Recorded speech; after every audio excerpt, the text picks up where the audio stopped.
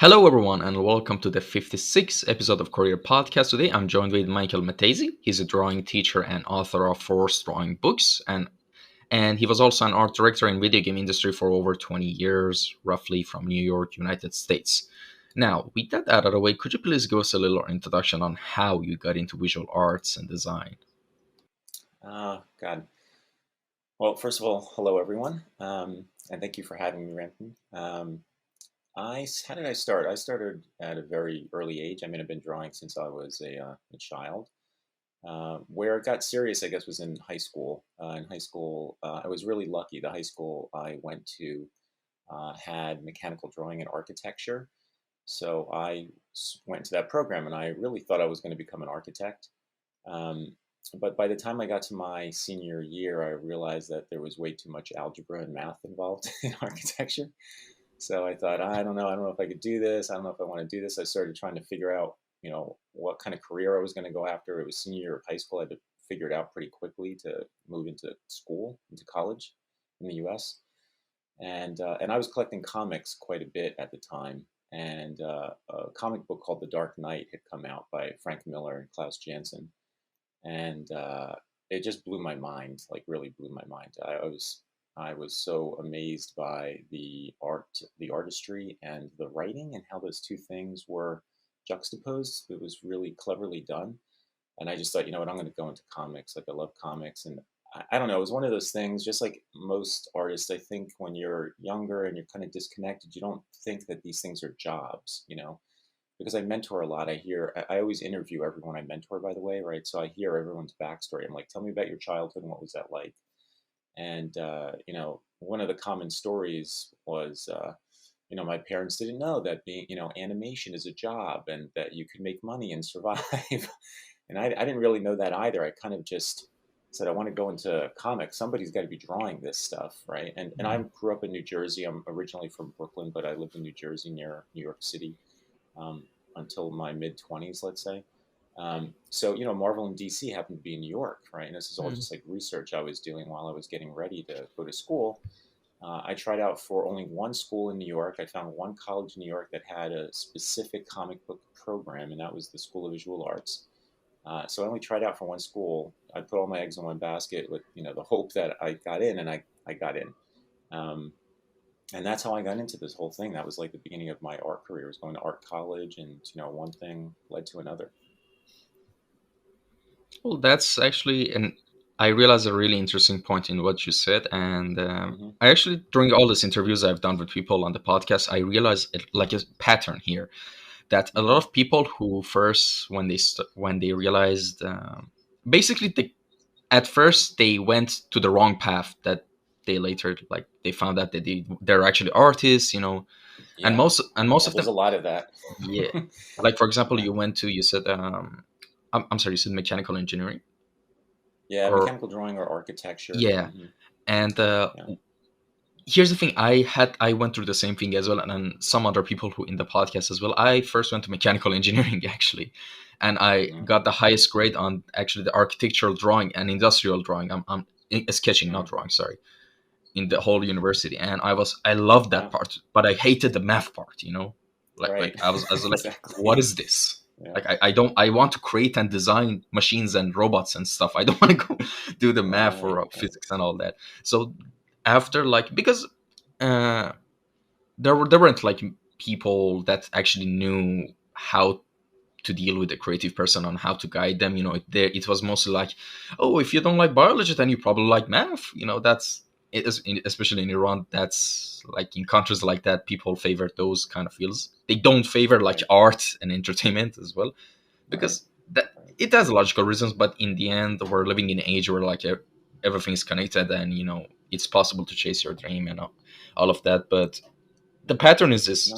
someone who's creative is kind of confused to what they want to do, so they look Right. at their surroundings, and by their experience of the thing they study, they say, all right, there's biology, I don't like that. There's, I don't know, sports, I'm not a sports person. Well, there's math, I don't like math. But there are fields that I like this. I like drawing robots and mechanical stuff. Maybe I should go into engineering. Right. Maybe I should go into Right. engineering. And when they go to engineering, um they reality basically hits them with a brick in the face, and it realized that Uh-huh. there's like 95%, 19 more than 95%, like the all the hard science stuff, and there's like a little part of it that's basically dedicated to the art, like technical creative art fields of it. And it's actually super interesting to me, this like pattern. Yeah, there's definitely maybe like three or five patterns that show up in childhood. One is what you and I are talking about. Usually, the path, the artistic path, I'll see artists take if they realize like I just want to be an artist. I've got to find a job as art. It's usually graphic design, right? Like that's what I'll Yeah. find here because graphic design feels pretty applicable, and and it is very applicable, and it's everywhere. Um, and I have quite a few students I teach right now who are or were former graphic designers, and then they realize like this has nothing to do with me drawing. Like I want to draw. I don't want to lay out magazine pages or websites. Like they're like I want to be a drawer, right? So they come to me. That's one. That's another major story. One I have very often now, and especially I had my own art school, like brick and mortar, for a while as well, and I would get many students of Asian descent specifically whose parents, I guess, really drove their kids to go into, a real job. It would usually be like, it's doctor, lawyer, a pharmacist is a big one. And then the student themselves would actually go through the college, get the degree and go, okay, I got the degree that you wanted. Now I'm going to go do art because that's what I actually wanted to do. And that happened very, very often. It still happens today. I have to say quite a bit. I still get people who are like, I got my parents a degree they wanted me to get. Now I got to go do my thing. Not as much as maybe 15, 20 years ago, but I still get that kind of student. And then the other student I get is someone who's older, also like, going towards retirement. And they're like, you know what? I always wanted to do art. My parents were trying to protect me, and had me go into some other career. Here I am. I'm 50 or 60 years old, and I've serviced my family. I've been there to support them throughout bringing up my children and so on. And now I want to go do the thing I wanted to do. And they've actually waited, right, which is amazing to me, right, that they waited like 40, 50 years to finally go after the thing that they've been wanting to do. So, and there's lots of things in between. There's lots of people at drawingforest.com who want to, build their portfolio, get into one of the top art schools, or build up their portfolio to get a job, or hobbyists and so on. But the stories that I always get at the front end are the ones I just described to you. And one last one, which is one that kind of really blows my mind. In 1 month, I got this story 3 times, which kind of shocked me.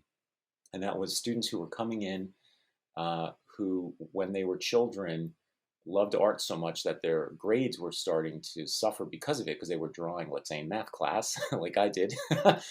And their parents punished them by taking away art, right? Took away the art supplies and stuff for years until you know, it kind of dissuaded them out of the arts. And then when they finished high school, then they came back to it, right? And I had 3 students literally in 1 month that came back with that story. And I was like, wow, this is so weird. I never even heard this story before. And now I've got 3 students who came in with the same exact story. So, yeah, like I said, I love talking, and I love interviewing and hearing what the stories are for students because you do start, as you were saying, you start seeing patterns, Yeah. and it helps me teach them. I kind of know like where they've come from, how they were taught at a young age or not. Did they just start art recently or not? Were one of their parents artists or not? Was it an artistic, creative culture that they grew up in or not? Right? What Mhm. does that all look like? Navigating navigating through those stories. Yeah, especially it's pretty interesting. Like I haven't seen this pattern, like this kind of pattern in like family behavior, and is really common in, like, I talked with African artists, I've talked with like Asian artists, like basically in Middle Mm-hmm. East, places where they're not countries are not really economically, like, stable. So of course Right. the parents want the best for their kids, and they would like, try to persuade their children to pursue Mm-hmm. the safe, stable route, which is like Yeah. Yeah. engineering, doctor. And Yeah. it The makes parents are sense. scared. Yeah, of Yeah. Parents course, are scared. because I'm a they parent. know. Yeah. Yeah, I'm a parent, and I have 2 daughters. One is 20, and the other one is 18. And but I know I've been there, so I'm like, you know what, you got to. You got to go your own path. I'd probably be different if I hadn't done that myself. And I know that there is a career in art, and one wants to go into filmmaking and directing and acting, and the other one is a singer Awesome. songwriter, right? So they're both creative endeavors, and I joke with them saying, I Mm. wish one of you had just been an accountant or a lawyer, like just something stable. Like, do you both have to be creatives? Become a dentist or something, for God's sake. you know, yeah. Yeah. And actually, another interesting thing you mentioned is that one of the patterns that you said you see a lot of graphic designers, or I Mhm. even see it a lot in UI UX designers, web designers Yes, especially, yes, yeah. which it's basically a continuation of the Programmers, previous pattern. Yes, yeah, exactly, because they programmers want too. to. Yeah, Hmm, I teach a lot of programmers, believe it or not, as well. Yeah, and they usually work in game companies like I have in the past, and they're kind of like hidden creatives, right? They're like, I'm a programmer yeah. by day, and they get paid a lot. Programmers make good money nowadays. Probably one of the, Yeah. if you want a safe job, become a programmer. There's always going to be jobs for programming. And, but they're like, man, I've always loved drawing and doodling, and I don't get to use that part in my job. So they make enough Mhm. money, to get art education, good education. But at the same time, that's not really where their heart is. Their heart is to be creative. And I have quite a few of those students right now as well, which is kind of interesting. Yeah, totally. Yeah, I mean, like a good analogy I could use is that like people who get into like web design and graphic design, but inside, as you said, they're hidden creatives. Like they want to draw like the stuff they see in their dreams. It's like a Hmm. carpenter who wants to make wooden sculptures, but instead has to make you Yeah. MDF cabinets. That, oh my god, that's actually such a good example. Yeah, it Jesus, I is. just, Yeah, yeah, I mean, that's basically it. And well, I mean, in the introduction, of course, we mentioned that you're a drawing teacher and yeah. Hmm. instructor, Hmm. and I mean, of course, we mentioned that, but let's get a little bit more specific and in depth. What is your main branch of design that you're focusing on, and tell us about your experience from the start of it until now. In drawing or in art in general? Art in general. Oh my God. I don't know if we have enough time. I'll do my best. I'll try to All be right, super. I'll go through my resume basically as fast as I can here. sure, awesome. So I went to SVA. That was in the late 80s and early 90s. I went there for comics. Um, while I was there, I found out that Disney Animation had an internship program with the school. And because of many different circumstances, I realized I have an opportunity to potentially go after this because a lot of what Disney wanted was what I was already interested in while I was in school, primarily drawing. I was really trying to improve my drawing skills. So even for comics, I could be a good draftsman. And long story short, I graduated from school. I didn't get into Disney the first time I tried in my senior year. So I graduated. I had no job, and I swore like this would never happen. And I spent that year being mentored by a very well-known comic book artist named Klaus Janson, who ironically worked on The Dark Knight. So he started teaching at the school after I graduated, and I went back to the school in September, and I just wanted to sit in on his class, and instead he offered me this mentorship with him, right? So all of a sudden I was being mentored by Klaus, and I was trying to get a Disney portfolio together. And again, long story short, I got into Disney first before I got into comics. So I put down comics. I got into Disney animation. I worked in Florida for about a year and a half. I was on Lion King. And then we all went on a temp layoff before we got hired from Mulan. And in that window of time, I went back home to New York, and one of the other interns was from the San Francisco area. He said, "Look, I got a job at a video game company out here, so I'm not going back to Disney. And there's an animator opening. Are you interested? I think it'd be great for you. You got to come out." So I came out. I'd been to Los Angeles before. I'd never been to the Bay Area, and I really just fell in love with it. So I got the job. Right, I took a test. I got the job, and I left. I left New York. I left Disney basically at that point in my mind, and I came out here. I started in video games in '95 as an animator. It was like just before the whole 3D explosion started. It was like the very beginning of it. So I was like the last one of the last like 2D games. Um, and then I was here for a year. The girl I was with, who came out here with me, that I was dating, she wanted to go back to New York, and I had to decide. I had to decide if I was going to stay in the Bay Area or go back to New York. Went back to New York, and She's now been my wife for 25 years, so looks like I made the right right decision. But it was hard. I didn't want to be in New York. I'd spent my life in New York City. I went to school in New York. So I started teaching at the school I graduated from. I did that for about 8 to 10 years. I became the head figure drawing instructor of the animation department at SVA. I was teaching at places in New York City as well, other studios, like Nickelodeon, for instance. And I was teaching at other colleges. So teaching was like becoming this pretty, I won't say full time, but it was like 20 hours, 15 hours of my week. And then the side of that, I was working in the advertising industry. So I was doing storyboards and character design and art directing and directing commercial spots for different companies in New York.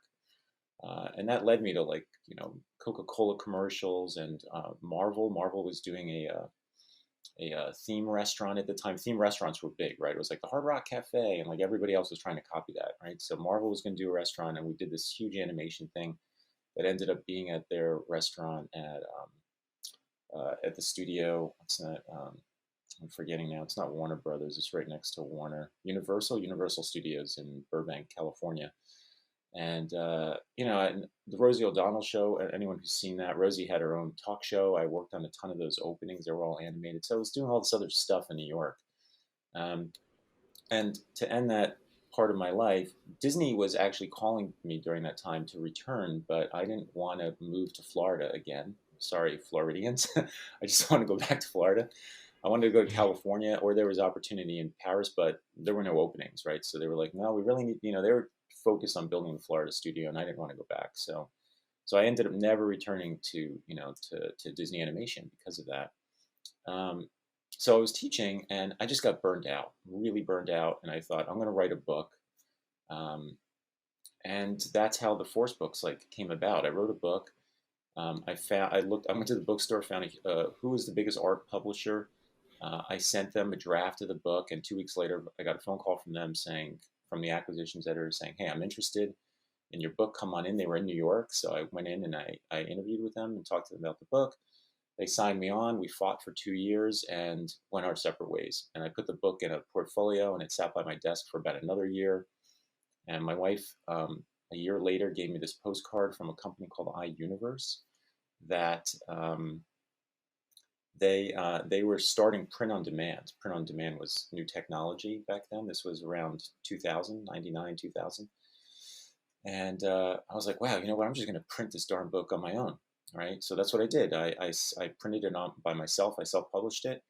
And then we moved. We moved from, and in that time, I left teaching. I opened up my own art resource company called Contagious Concepts. I had partnered up with my old boss from California, and I was now in New York still. He had a ton of work. He owned a business, still does, called Liquid Development, and I did a ton of work with him. And I opened up my business, Contagious Concepts, and we were working for like Microsoft and Activision and Origin Studios and Electronic Arts, all these like huge accounts. So I was like creative director, art director on all these games that came out during that time, from like BioShock to Ultima X, Mech Assault, all these big titles back then. And so I did that for about 4 or 5 years. I ran that business, and then I moved to LA, and I shut that business down. Um, and then I was walking. I was selling the book a lot. Like I was selling it to the art stores in Los Angeles and comic shops. I was going to what's it called, to Comic Con every summer. I would get a table and try to sell my book there. And I was taking acting classes while I was in LA. It sounds super cliche, but I really wanted to get to the film industry, and I didn't care how. Like I was writing cartoon ideas at the time, and I was taking acting classes just to improve my own presence. Um, and I got this phone call one day from a new publisher, a book publisher called Focal Press. One of the reps had seen my book in a comic shop in Chicago, I believe it was, and that was because of the work I did at Comic Con. And he said, "Hey, you interested in being published?" And I said, "Yeah, I am." And long story short, Focal Press picked up my books, and they're still my publisher, because Focal Press has now been bought by other book companies. Now it's CRC Press, I believe, but it's still really the same thread. It's the same people I've been working with for years now on the books. And then that was it. And so while I was in LA, I ended up opening up my own art school called Entertainment Art Academy, which some of you may know of. And that's how I met a lot of really amazing artists down in the LA area. Such people as, let's say, like John Navarez, who's gone on to storyboard and do character design for many, pretty much every animation studio you can name. Justin Thompson, who is now the production designer for the last Spider-Verse film, was a teacher at my school.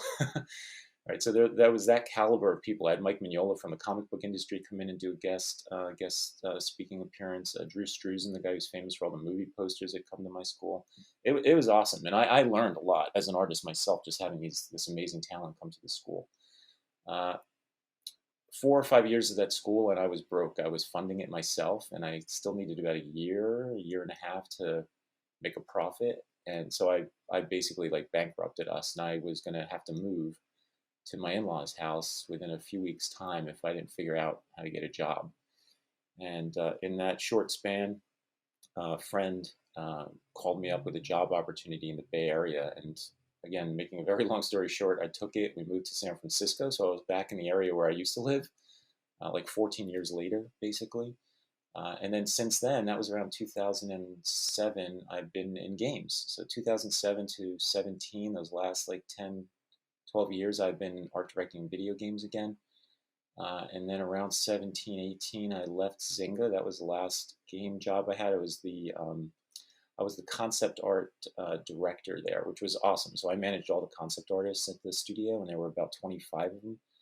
The unfortunateness was there was 25 of them, and by the time I left, there was like one, right? So I was like, this isn't really the place for me. And I was also art directing like new IP or intellectual property, new games at the studio, and there wasn't much of that going on either. So I ended up going back to teaching, and I was teaching at two of the colleges in the Bay Area, at the Academy of Art University, and at another big school over here.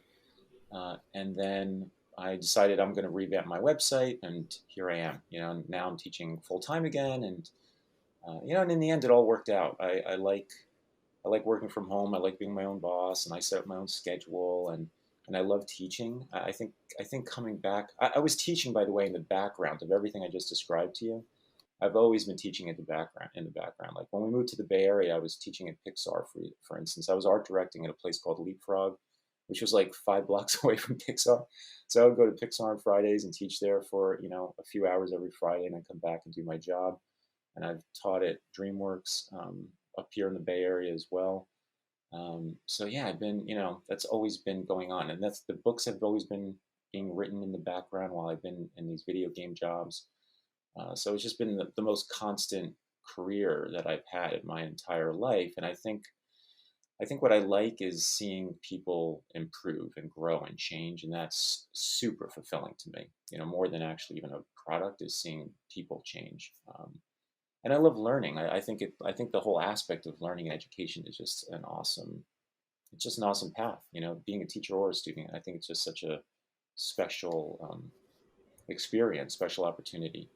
So here I am right now. I've been at drawingforce.com, this revamped version of it, for 5 years or so. I think it's about 5 years now, and it's been doing really really well. And I don't have to go back to work. Fortunately, I can stay and do this full time, and that's because of you guys, right? Because of the student population out there who's interested in learning how to draw force.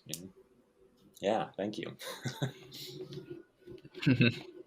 Yeah, that sounds awesome. And actually, it's such a smart idea that in this day and age right now, we're living like, we could say unfortunately or fortunately, but Mhm. educational books aren't really in demand anymore. People prefer courses, videos, because Yeah, that's more yeah. accessible. And I think that's such a smart and really good idea that you made your core, like books and drawings and knowledge, into courses as well. And Hmm. you, Hmm. by the way, for anyone's listening, there's actually two upcoming courses on his website Well, that's coming there's up about animals and characters, if I'm not mistaken, right?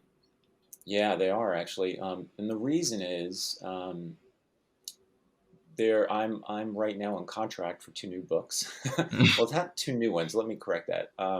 Well, I am on for two new books, but there's also I literally just completed like yesterday the 10th anniversary edition of the animal drawing book. So it's been already 10 years since that came out. And I am on contract to write a book on forced clothing.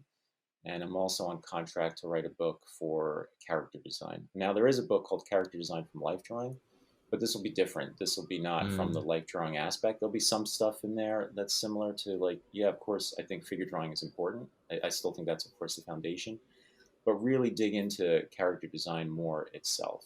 And there's a couple of other books in the works I don't want to mention yet because they're not contracted. There's just other stuff that I'm thinking about that I'm working on with the other force instructors. But I see at least 3 to 4 new books coming out over the next 4 to 5 years, and those will become courses on the websites then as well. Yeah, super yeah, and exciting. yeah, and by the way, I had a question. During all your time that you worked on games and in game studios, which of the IPs or games were your favorite one to work on? Yeah, that's a great question. BioShock was a lot of fun. Ironically, it became a huge game, Hmm. but we were on it very, very early on, like super early, concept stage of trying to design the labs, these like underwater labs, and what they would look like and what some of the creatures would Hmm. look like. Unfortunately, some of my favorite games were ones that never made it. There was a game called Mm, Mythica that we were working on that was going to be a huge MMO that Microsoft was going to be the publisher and developer for. I even flew up to Microsoft to meet the team, because I was in New Jersey working in a small mm. office. Yep. And they flew me out, and I checked it out, and it was awesome. It was an amazing game. You had to become, I think, from human you became a deity, and you had to get followers to become a god, right? Like that was the Hmm. path of the game, and it was spectacular, visually spectacular. And they canceled it. Hmm. And I know that there was some kind of legal dispute over the title of the game. There was some other company that owned Mythica, and I don't know if that tanked it or if it was some other reason. Who knows, right? But there was that one, and there was a game at Zynga that I worked on that was I thought was amazing that I was art directing. And that also got canceled, and it was because there was a change of CEO. When I was at Zynga, ironically, in the 4 years I was there, I went through 3 CEOs, and every time a new CEO came in, you had to be careful, because I was on new IP, and almost every time a new CEO comes in, the first thing they look at is the intellectual properties. They want to know where the money's being spent, and they'll look there and go, "Yeah, is this a game I believe in? I don't know if I believe in it. Maybe the last boss did, but I don't know if I do. Let's cancel it." So, man, that happened very often, very often, very, very often there. Don, ironically, talking about Small World, Don Matrick Mm. was the first CEO that was there when I was hired, and he's the guy who really helped create Xbox. And I have to say, if Don ever hears this, Don, I think he was an amazing CEO. Like I had a great time working under his leadership. Yeah, he was great. He was really trying to create an interesting culture there. I think one that was a little bit more self-aware was Mm. very San Francisco, I guess. Very modern like business culture, and it was awesome. Yeah, it was great. It was the first place I'd ever worked in my entire career, and here it is towards the end of my gaming career, where my boss, Mm. this guy named Henry Labunta, who was also an awesome manager, was asking us that Don had asked him, like, for everyone to know what their own like personal mission statement was. They didn't use mission statement; it was a different uh, call out. But Mm. I was like, wow, this is the first place that really cares about what I care about, and cared to find out what I care Mm. about. That kind of blew my mind. And unfortunately, that only lasted, a couple of years. And then, like I said, there was change of leadership, during the time I was there. And so here I am. In a way, it all turned out well because I could still be at Yeah. Zynga, right, and not doing this full time. So, yeah, in the end, it worked out. Yeah. All right, now let's move on to the next question. Sure. How does your design process usually go anytime you want to start working on a project? And also, basically, in like a short version, if it's possible, explain to us what force drawing method is. Okay. So, two questions, right? Process and what is force? Process is the way I teach force, actually, and the way I try to work on games or books, whatever I've worked on in my career, advertising, it doesn't matter what it is. Um, it's hierarchy, right? Which means big ideas down to medium ideas down to small ideas. And it sounds really obvious, right? That Hmm. should be the way we probably should all work. Sometimes, sometimes something will start from a nugget, from a small idea, right? It's like, wow, I don't like the way this doorknob works. I'm going to design doorknobs, right? So it's like some small thing that happens like that. Um, but usually for me, I have some kind of oversized, grandiose idea, and I'm like, oh man, I want to accomplish this thing. How am I going to do that? And then you go through this very, very slow, whittling down to where you finally have a product completed. If it's a course or a book I'm writing, or it's a video game I'm working on, you always want to go broad and then go narrow. And I've been on many, many, many projects where I've seen that go sideways, where um, a producer has, let's say, a game really not complete all the information it needs. The answers are not all there before we move forward because everyone's always worried about the schedule, right? And then what happens is you end up going down the funnel to the next stage of development. And because those answers weren't, all the questions weren't answered in the prior stage, those questions get bigger and bigger and bigger and bigger, basically, which cause Hmm. bigger and bigger problems as you go down the funnel. And you hire more and more people as you go down the funnel because you start going into production. And then all of a sudden, you're shooting for the end and you realize that thing you never answered in the past is now a big deal. It's like a stick of dynamite, right? And then people get fired, right? Because like, well, we hired all these people on, now we have to fire them because this game isn't ready to launch and the deadline was here, right? And I've been on many projects like that. So my advice to anybody is start slow and try to stay on the outside as long as you can and solve all the big stuff. I always talk about it as like the pyramid. So, you want to think big to small and then small to big, every so often you do a little dip of info. You're like, hey, we need to figure out this little thing though to solve this bigger problem, right? And slowly work your way in. That's worked for me. Like, I have a script I've written, and when me and my partner were writing it, same idea. It came from a big idea. I would like spec the whole thing out and write all the big beats and then move down to scenes and then to dialogue. It's a ladder of information, right? And then every so often you have to go down into some little niche and go, what's going on here? That's going to help the big story. So I'm just aware. I'm aware of the pyramid. I'm aware of when I flip it upside down or right side up based on the kind of information I need to make sure the schedule and the process is smooth, as smooth as can be. Only because I've been on the other side, I know what it's like when it's not smooth too. You know. Now, force, which is a pretty big question, like what is it? Force is, it's a language, right? Like to me, drawing and using line is language. It's like you might as well. I could be teaching Korean, right? Like I'm trying to teach people a new, unique language. And I've said, look, this line, this mark on the piece of paper, I want you to give it a definition, and definition is force.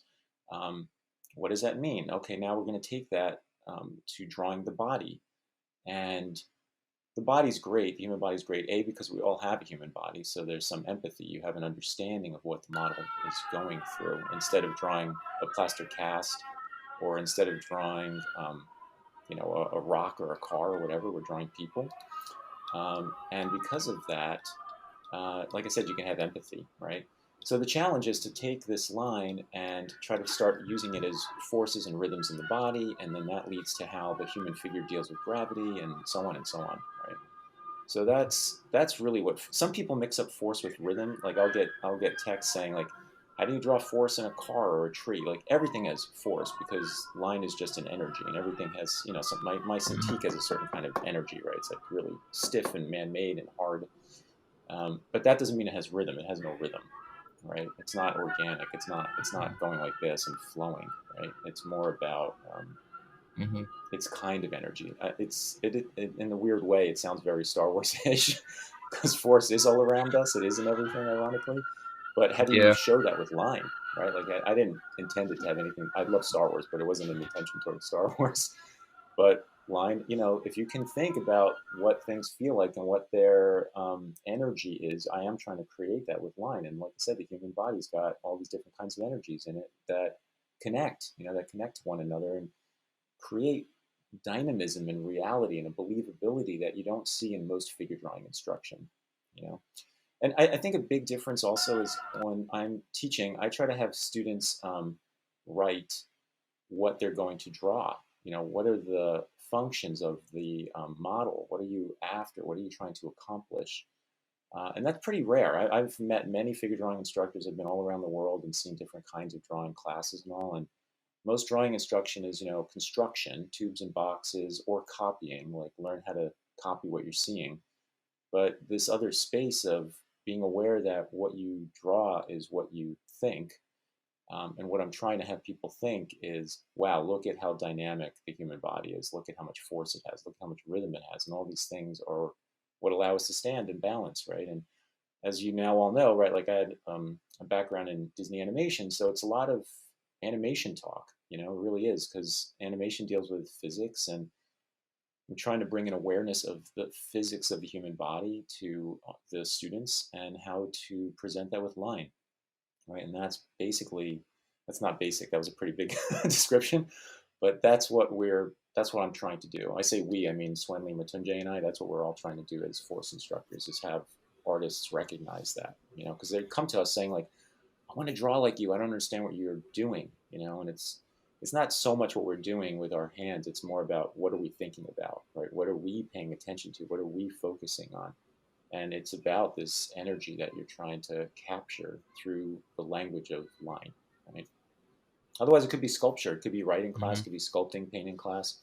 I just happen to be a drawer. I like drawing, as I always have, and that's the vehicle I'm using to teach it. Does that make sense? Awesome. And yeah, yeah, obviously. And next question: who are your favorite artists and designers that have inspired you the most? That's a good one. Um, yeah, I would say at the top, and most of my mentored students know this now at this point, but the first artist that comes to my mind is a guy named Sergio Topi. He was an Italian comic book artist. He's passed away only a few years ago, which is unfortunate. I've always was hoping to meet him. Um, just amazing, like just amazing sense of line and composition, abstract shape to realism, from rendering to not rendering, to graphics to not graphics.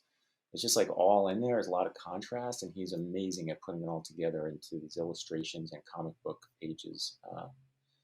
I put him near the top. Walt Simonson, huge comic book artist. Klaus Janson, the guy who I was mentored under. Frank Frazetta, of course. Frazetta was a huge inspiration for me when I was in school, and I poured over Frazetta's work for 4 or 5 years. I met his wife many times because I used to go to his gallery in Pennsylvania because I was living in New Jersey. So I'd been there, always with the hopes of meeting Frank, which unfortunately I never had the chance to do. But yeah, I used to just stare at his paintings and his drawings for hours and just go to that gallery and spend time there. Um, Leindecker, J.C. Leindecker, Heinrich Clay,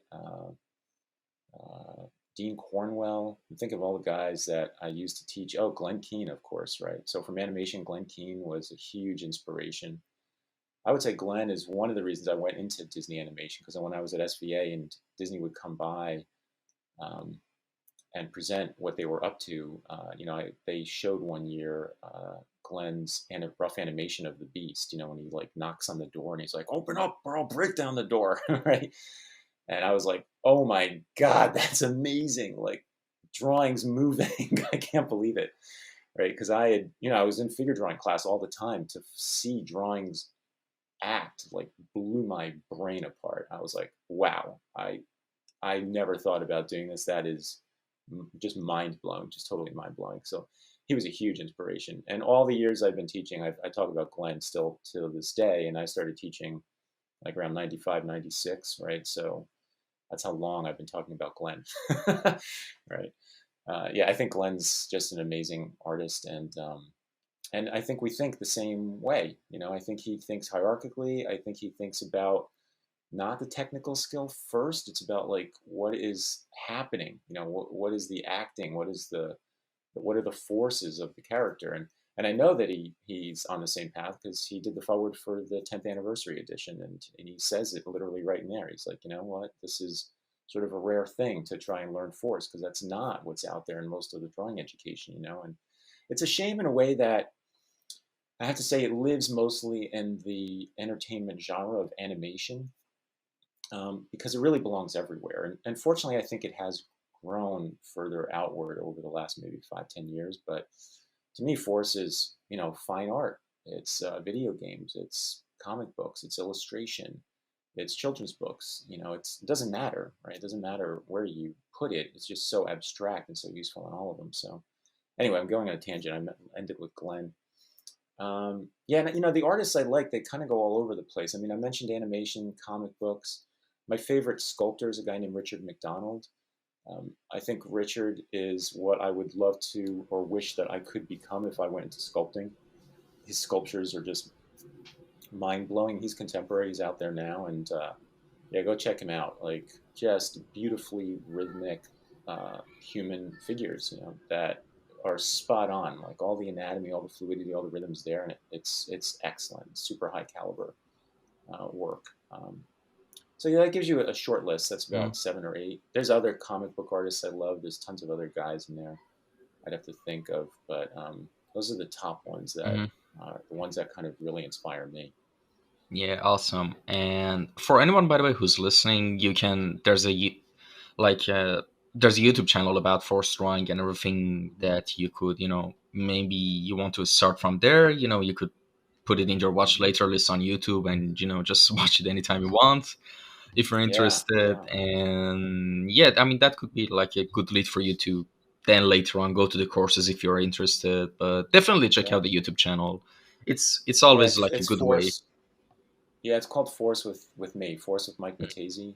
The cool thing about it is when the pandemic started, I tried to really help everyone that was stuck at home. Mm-hmm. Um, and so myself and the other force instructors, we go live every Friday at 12:30 Pacific Standard Time. We're on for an hour, and there's always different subjects, and there's a live chat, so you have the chance to actually text us questions and talk to us. Yeah, and in fact, this past Friday was our 1 year anniversary. So we started last April, like I said, the beginning of the pandemic, and here we are. And I don't plan on stopping it. I'll keep doing that, and hopefully there'll be other new, playlists on YouTube as well. Yeah, and I want to say, Yeah, I want to make a awesome. shout out. I wanted to make a quick shout out to, the guys I've had as teachers. I think you had Diego on not that long Yeah, ago. Diego Diego Lucia, was episode 24. Yeah. Yeah, he was a force instructor, and Diego was an excellent student. He was my first student to become a teacher, and then I had the Mm. pleasure of teaching Diego teaching, and we did that for many years, and he became an amazing teacher, and now he's going off and doing his own thing. And now I have, Swenley, who's been with me also a long time, and we have a newer instructor named Ratunjay, who, man, he's just like a force prodigy, quite honestly, like just mind blowing, and they each have we each, I think the three of us have our strengths, like Swenley's just great at shape and structure, and he comes from character design and industrial design, as you and I were talking about. He was more of an industrial designer at the start. And Ratunjay, he is in India and was taking a lot of art education and more like anatomy and all the sort of typical technical stuff. And man, when he found force, he's probably one of the fastest, if not the fastest, student I've ever seen. He just like exploded. He got it immediately and just grasped everything. Now, I took him on as a teacher, so he's been mentoring as well.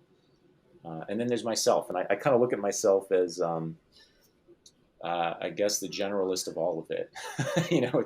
It's the experience of the 25 plus years or almost 30 years of teaching, and I guess the experience that comes along with just having taught that many people, all the stuff you and I talked about, at the beginning of today with interviews and where people come from, and how to best teach the different kinds of students that are out there, the struggles that we all have, being art students, what does that look like, and that's stuff that Swanley and Matunjay are picking up obviously all the time and learning, so yeah, so I'm really happy. I feel like I've got a really solid, group of teachers right now. We have amazing students on the website, and Everyone's out there on Instagram, and oh, and before we leave today, we started a new Discord. So it's called Drawing Force. So if you go to Hmm. Discord, check out the Drawing Force Discord.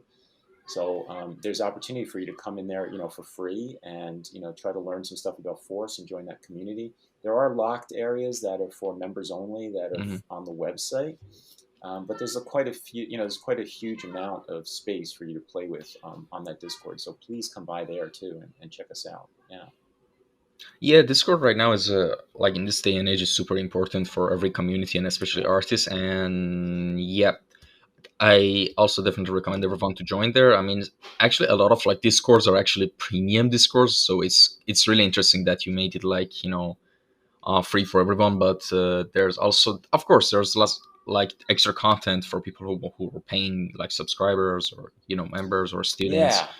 But Yeah. I mean, but our it's really challenge is good. Yeah, yeah, I can't give everyone feedback. I think there's already like 150 members there. Like it's impossible, right? So pay, if you really want feedback, yeah, on a consistent basis, then you have to sign up because Mutunjay, Swenley, and I are only human as well.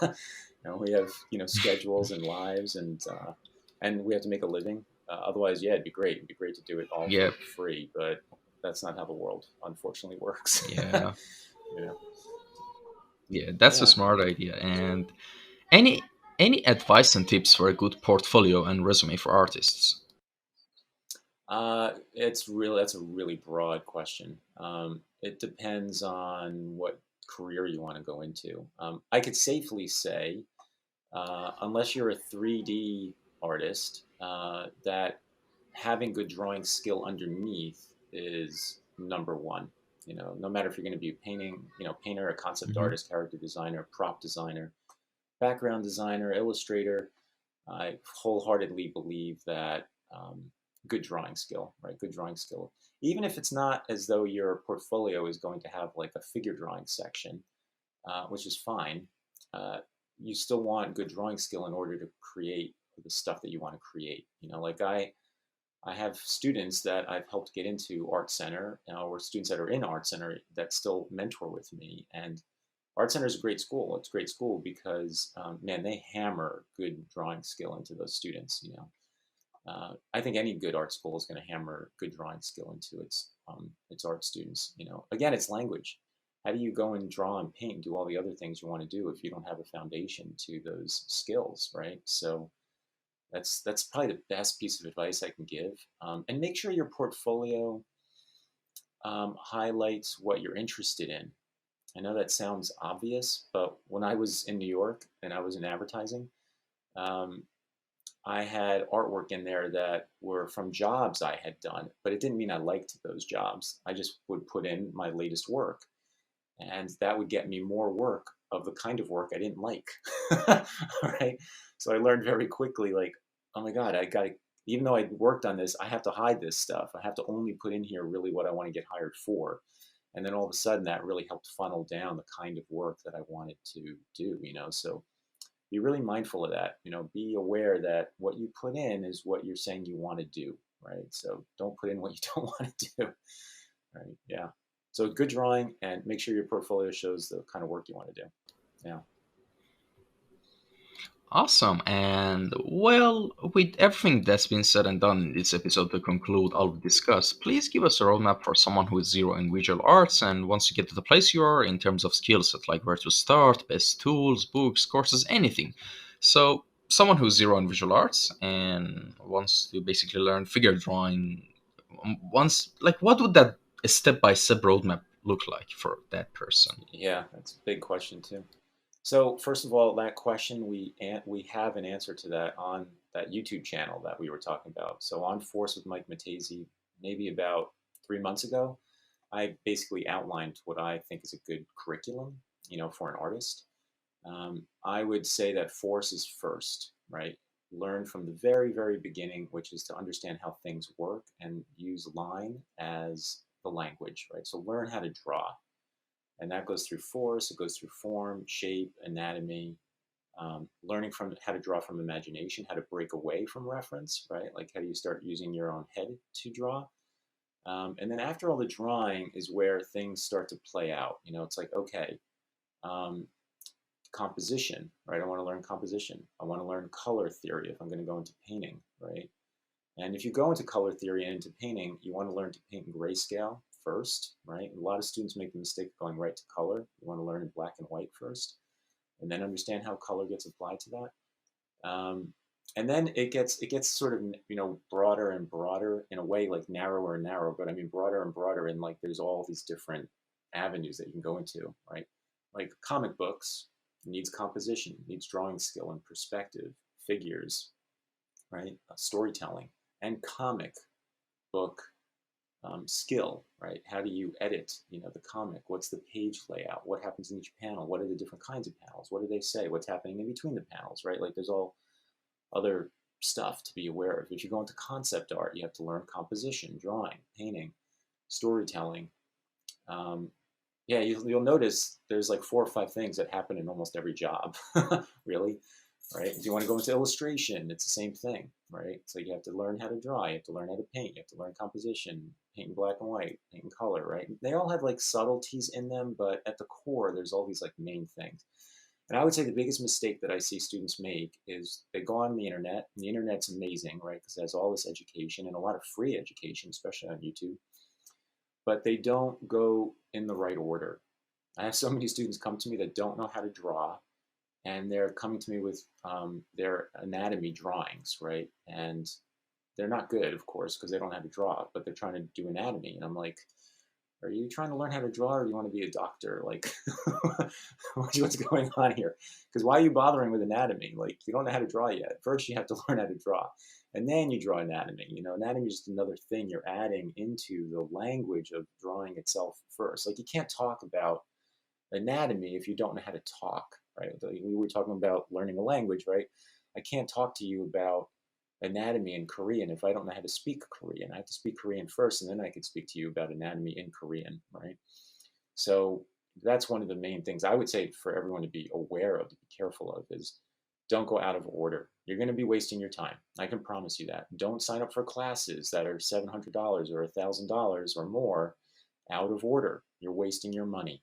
You'll get stuff out of the class, but you won't be able to really use it, right? That's the struggle, right? And that's like a lot of the students come to the site super frustrated because they're like, I paid, $1,000 for a class on anatomy, right? And but you don't know how to draw. So sure, you learned maybe the names of the muscles and all. That's all great, but so what? You can't really draw them or draw them well because you haven't learned the act of drawing first, right? So always comes back to step number 1: learn how to draw. And there's steps within learning how to draw as well. So for me, like I said, I think force is the first one. I get students that come with a lot of construction ability. They know how to draw construction. I don't think construction comes first. I think force comes first. I teach, perspective and construction. It's super important, but force is first. It's like the very, very beginning. You want to learn force, and I think the other thing I would say that happens on the front end, you want to learn how to see, right? So that's copying, right? I think seeing is just the copying. That's a good start, believe it or not. I think it's great for students to just be able to copy. Now, the problem with copying is it's just copying. It's sort of mindless. You're just like looking, copying, copying. But you want to at least have the ability to do that, right? Some students don't see well enough to copy something well. So you want to be able to do that also. And then, what I'm trying to teach you to see is, wow, look at how the body's moving, right? So we start taking it out of copying into, I see an abstract understanding of what's going on. And again, that to me is the beginning. That's where the whole golden nugget is. And then on that, I can keep building with you, everything on top of that, basically, all the way through to the end.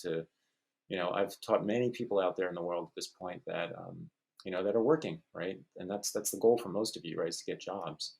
All the way from fine artists to comic book artists to video game, guys to animators, pretty much every field you can think of. And all of them would tell you, what it started with drawing. So I'm blabbing here. I hope I haven't taken up too much time with these gigantic answers, but No, these no, things I'm very absolutely excited and not at all. passionate about.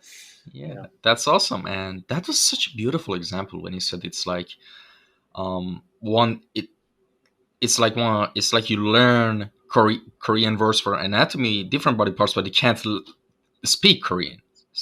And Right. you made that analogy. That was such a like a light bulb moment for me. Like I've never looked at it Yeah, that way. cool. Yeah. Like yeah, when you look at it Yeah, that how way, do you talk about anything? Yeah, how yeah, do you talk about anything if you don't learn the language first, exactly. right? Why bother with those other things, You might even go into Korean and say you learn the names of the muscles in Korean, but that doesn't mean you really can have a conversation about it either, talk intellectually about it. You have to go back to the beginning and understand the language of Korean in order to, what's the grammar? How is it set up? How does it work? How do they think, in that Yeah. country? It's different. Language drives thought, so Mm-hmm. I teach in English, Mm-hmm. so I teach it through my language of how I think, and convert that, translate that into line. So you start understanding, I think like this, and it comes down to line, and this is what my drawings look like because this is how I'm thinking. And yeah, to me that makes sense, and that's the big hurdle I think to get over. Students don't usually. I don't think people are mostly aware of that. Like when you doodle, even Yeah. you look in your sketchbook now and you doodle, that's still you thinking. So look, am I a chaotic thinker? Am I sort of clear and concise? Am I scared or not scared? Like it's all right there on the page, which is what I love about teaching because it is very psychological. Like there's no hiding, there's nowhere to hide. What you put down Mm-hmm. with line is what you're going through emotionally and intellectually, psychologically. It's like it's all right there, which has helped me teach it because I can see. I hate to sound creepy here, but like I can see you through the drawing. you know, I'm like, okay, I see. This is where you are. This is where you are in your track of understanding. This is where you are, maybe even a little psychologically. Are you scared? Are you confident? Are you somewhere in the middle? Like, where do you rest in that space? And that's all showing up in the line, and that helps me teach you. So don't try to hide it. It's great. It's there. And it's like, boom, this is what you got to do, Mm-hmm. Interesting. You And still got me? Yeah, there you are. yeah, I think the video cut out for a second. I do you still have Yes. my voice? Yeah, all right, all right. So, It's good now. It's good. All right. yes, I Well, see you thanks a now. lot for coming by. Yeah. Well, that's the end Yes, of thank this you for episode. having Thanks me. a I lot for hope coming that by. this helps. Where can people yeah, where can people contact you if they had a question? Is Instagram okay? Yeah, Instagram, my email is mike@drawingforce.com, so pretty easy to Mhm. remember. You can always feel free to email me. And I look at email all day long every day, so I'll probably get back to you within 24 to 48 hours at the most. Instagram is fine too. I check that every day also. Yeah, so either one of those avenues is great. And again, thank you for the time and thank you for having me on your cast here. And yeah, I hope that all I can, the hope of any interview is I hope that you guys learned something, and that it inspires you to draw and to you can draw with Well, force. I So thanks think again for having I'm me. sorry, the voice cut out. I'm sorry. Do you have me? I'm kind of having a heart attack here, by the way, for anyone who's listening. All right. Well, thanks a lot for coming by, and thanks for everyone who tuned in. See you guys in the next episode. Have a good day. Bye.